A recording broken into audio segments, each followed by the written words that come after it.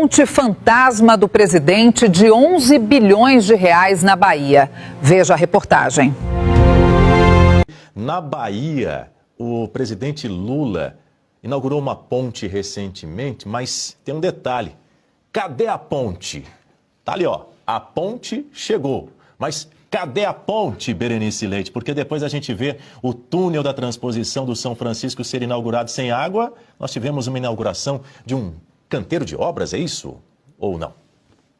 É isso, e uma obra que foi aí iniciada há muitos anos, ainda na gestão do governador Jacques Wagner à época. Depois disso, nós tivemos Rui Costa e agora Jerônimo Rodrigues tendo que explicar onde está essa ponte. O engraçado, Daniel, de tudo isso, que eu tenho visto várias declarações desde a época do Jacques Wagner, né? E eles prometendo e falando, olha, essa aí é a projeção, isso aí é o que eles querem construir. A ponte deve ligar Salvador a Itaparica, a ilha de Itaparica. E o mais interessante é que o Lula, na semana passada, ainda estava dentro do prazo de inauguração de obras, então ele estava nessa corrida contra o tempo, né? Ele teve a expertise de dizer que a ponte chegou. E a gente fica perguntando, cadê essa ponte, né? Uma obra que vai custar bilhões, mais precisamente, deixa eu achar aqui o valor certinho, eu acabei passando, 11 bilhões de reais, gente. É isso, 11,6 bilhões de reais. Agora, durante esses quase 20 anos de promessa da tal ponte que nunca saiu do papel, eles fizeram cálculos e recálculos de estrutura e isso vai gastando dinheiro, assim como a transposição do Rio São Francisco, que nunca terminou. E aí, na semana passada, como a gente ainda estava dentro do prazo eleitoral para a inauguração de obras, o Lula, muito desesperado, foi lá e inaugurou do jeito que estava mesmo, no início. E eu conversei ainda ontem com o deputado Capitão Alden, que é da Bahia, e ele, como deputado federal, tem o dever de fiscalizar esse tipo de ação, né? Inclusive o dinheiro que chega, mas não é aplicado da forma correta. Vamos ver o que ele disse? Pode colocar pra gente. Lula conseguiu fazer uma coisa que eu nunca imaginei ver. Ele veio à Bahia lançar a ponte Salvador-Itaparica e no mesmo discurso em que prometeu desenvolvimento, disse que a obra também poderia trazer o crime organizado. A ponte ainda nem começou a ser construída. Quem já está instalado há muito tempo é o crime organizado. E isso não aconteceu por causa da ponte.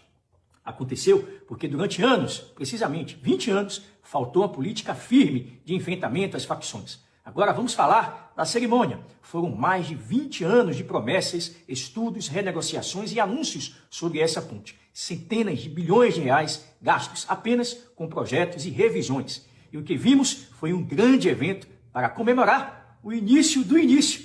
É sério, Lula. Ninguém é contra a ponte Salvador-Itaparica. Se ela for concluída, será importante para a Bahia. Mas o povo já aprendeu a diferença entre propaganda e resultado. Estaca fincada na areia não diminui o tempo de viagem. Cerimônia não gera desenvolvimento. Discurso não enfrenta facção criminosa. Quem enfrenta facção é um Estado forte, que faz do combate ao crime organizado uma prioridade. E essa responsabilidade não é da ponte, não é do povo e não é de quem mora na ilha de Itaparica ou nas suas imediações. É de quem foi eleito para governar o Brasil e a Bahia.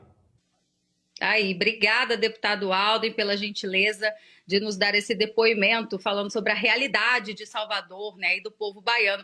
E você viu aí, Daniel, a justificativa do porquê essa ponte ainda não estava pronta, né? É porque, segundo o presidente Lula, o crime organizado também vai se beneficiar dela. Então, eles estão estudando aí a melhor maneira. A promessa é que seja inaugurada em 2030, mas para isso eles já deixam meio que condicionado, né? Tem que votar neles.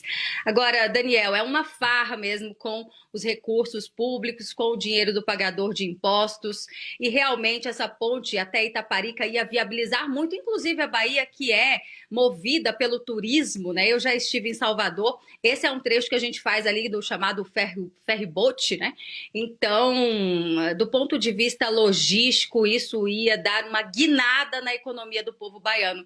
Mas há 20 anos essa ponte não sai, não sei não, viu, se vai ficar só na placa de inauguração. Daniel, volto com você. Inauguração de canteiro de obras é uma inovação Marcelo Suano?